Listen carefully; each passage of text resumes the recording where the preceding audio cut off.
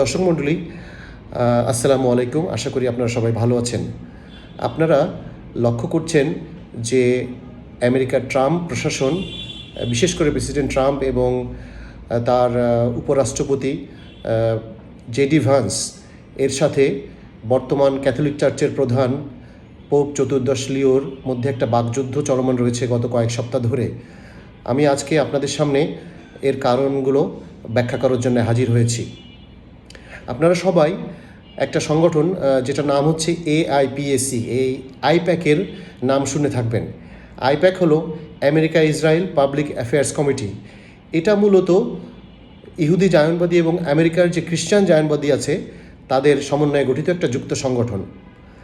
এই আইপ্যাকের উস্কানিতে এবং ইসরায়েলের প্রধানমন্ত্রী নেতানিয়াহুর প্ররোচনায় আমেরিকা ইসরায়েল এর যে অবৈধ যুদ্ধ চলছে প্যালেস্টাইনের উপর এবং ইরানের উপর, এটাকে একটা ধর্মযুদ্ধ হিসেবে পরিগণিত করার জন্যে খ্রিস্টান ধারার সকল ধর্মীয় নেতাকে ক্রমাগতভাবে তারা চাপ প্রয়োগ করছে।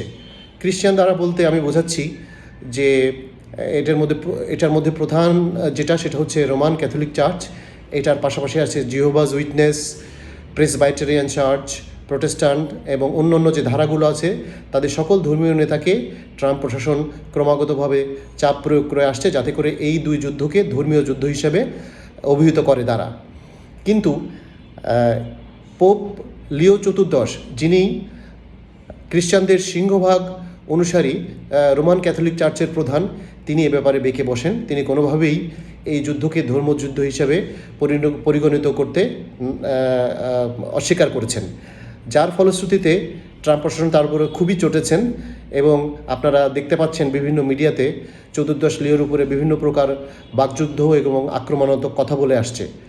পোপ লিও কিন্তু ছাড়বার পাত্র নয়। উনি শিকাগো, অর্থাৎ আমেরিকার শিকাগো শহরে জন্মগ্রহণকারী প্রথম আমেরিকান পোপ।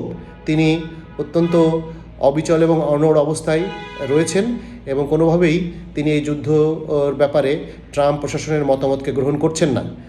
তিনি এবং তার অনুসারী যে কার্ডিনালস বা বিশপ আছে তারা সবাই ক্রমাগতভাবে ইরান এবং গাজা যুদ্ধের ব্যাপারে সমালোচনা করে আসছেন এবং যে জানমালের ক্ষয়ক্ষতি আমরা দেখছি, এসব জানমালের ক্ষয়ক্ষতিকে খ্রিস্টীয় ধর্মের যে অনুশাসন, যে শিক্ষা, সে শিক্ষার বিরুদ্ধ বলে তারা অভিহিত করে আসছেন। এই কারণেই প্রেসিডেন্ট ট্রাম্প প্রশাসন পোপ চতুর্দশ লিওর বিরুদ্ধে লেগেছেন। এখন আপনারা রিসেন্টলি যেটা দেখবেন সেটা হচ্ছে পোপ চতুর্দশ লিও ছাড়াও আমেরিকার ক্যাথলিক চার্চের যে নেতৃস্থানীয় ধর্মীয় নেতা আছে, কার্ডিনালস বলে যাদেরকে, ওনারাও ট্রাম্প প্রশাসনের বিরুদ্ধে ক্রমাগত সমালোচনা করে আসছে এবং যুদ্ধ থামিয়ে শান্তি প্রতিষ্ঠার ব্যাপারে তারা অ্যাডভাইস করে আসছে। তো যাই হোক, এটার ফলস্বরূপ এটার যে ইফেক্ট পড়েছে সেই ইফেক্টটা হচ্ছে যে যুক্তরাজ্য, ইটালি সহ পশ্চিম ইউরোপের যেসব দেশে সিংহভাগ ক্যাথলিক চার্চের অনুসারী আছে তারা কিন্তু প্রেসিডেন্ট ট্রাম্প এবং তার প্রশাসনের বিরুদ্ধে অবস্থান নিয়েছে। তো এইটাই বর্তমান সময়ে চলমান ট্রাম্প প্রশাসন এবং পোপ চতুর্দশ লিওর যে বাকযুদ্ধ সেটার কারণ হিসেবে বিশেষজ্ঞরা বলছেন। শুধু দর্শক মণ্ডলী, এটাই ছিল এই যে বাকযুদ্ধ, সেই বাকযুদ্ধের কারণ। আমি একটা ছোট আবেদন রাখতে চাই আপনাদের সামনে।